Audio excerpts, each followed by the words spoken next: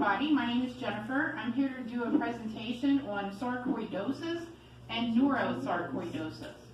It is a relatively unheard of disorder that affects the central and nervous system, which includes the brain and spinal cord. We're going to go over a few of the symptoms, causes, and treatments that are currently out there right now. It's very rare. The National Institute of Health and National Institute of Neurological Disorders and Stroke have formed a team, and together they're finding ways to treat and cure sarcoidosis and neurosarcoidosis. There is no known cause of either condition, and there is no known treatment for it.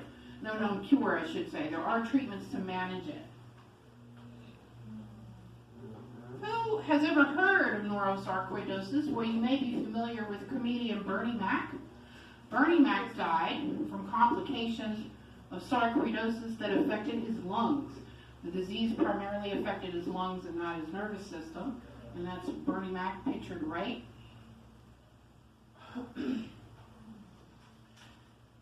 Sarcoidosis and neurosarcoidosis. Well, you may ask, what is the difference?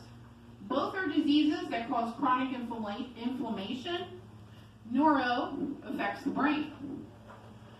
This is a disorder that primarily affects adults between the ages of 20 and 40 years of age. And with that as well, it primarily affects African American women more so than Caucasian women.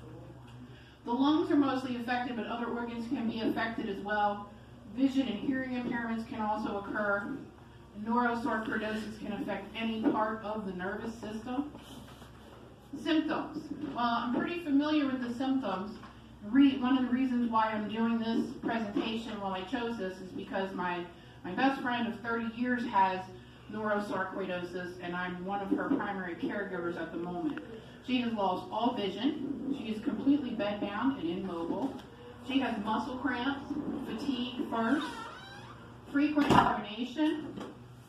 Sometimes she gets confused. She has lots of bouts of dizziness when sitting up, frequent headaches. And although she doesn't have dementia or delirium as of yet, she does, with the confusion, she does become a little disoriented at times, especially when the pain increases. She also has very severe pain in her legs. Treatment. Well, there is no known cure. Some treatment includes hormone therapy to suppress the immune system. So immunotherapy is the only treatment that they're currently doing right now. Steroids to reduce inflammation. My roommate has taken a lot of, well, the past 15 years, she's taken a lot of rounds of steroids, and that has affected her adrenal glands. So now her adrenal glands are not working properly. She also takes medication for depression, numbness, and weakness for her legs, a lot of muscle relaxers to help with the muscle cramps. Physical therapy may be required for loss of ability to use limbs due to weakness. She's had several rounds of physical therapy, but often can't attend therapy due to pain. And pain management is a huge part of this disorder, trying to treat it.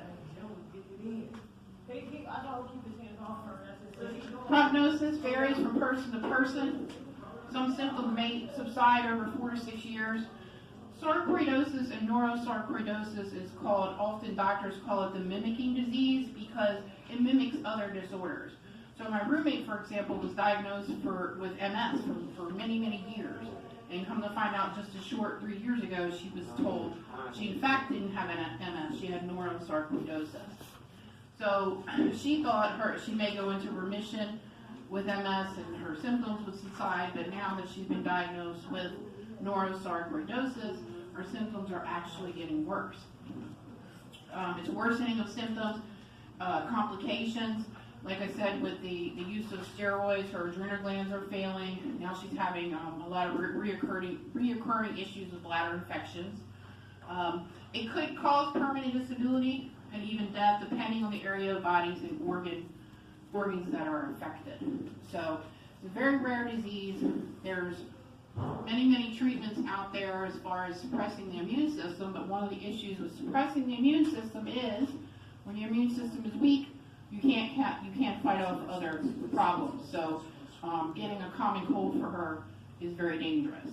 The flu, very dangerous, because she has basically no white blood cells and no immune system to fight off infections.